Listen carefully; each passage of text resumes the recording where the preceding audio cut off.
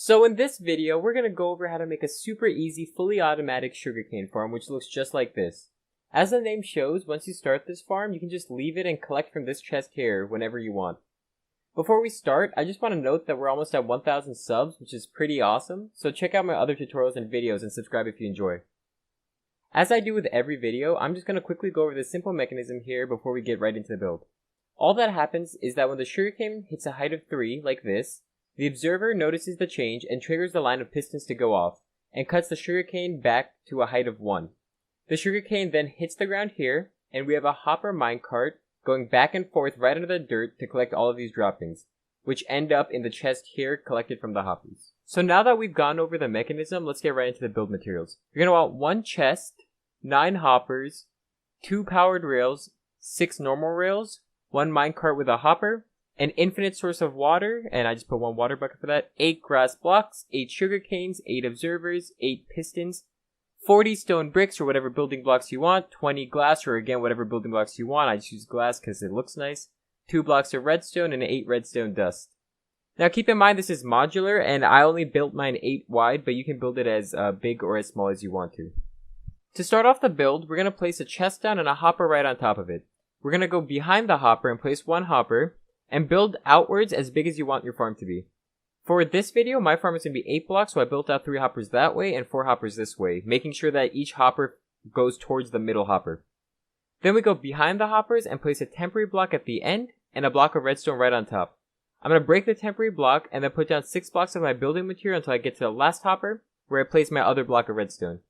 You can then put your powered rail next to the redstone blocks on top of the hopper at each end, and fill the middle in with normal rails.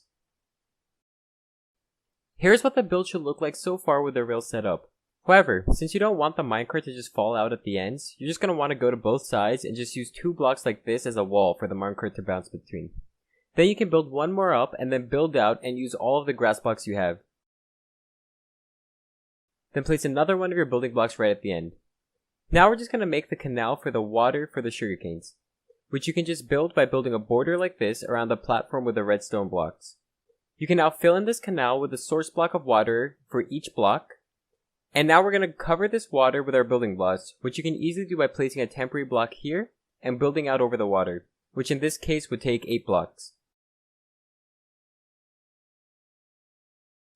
We can also just quickly plant our 8 sugarcanes in the dirt.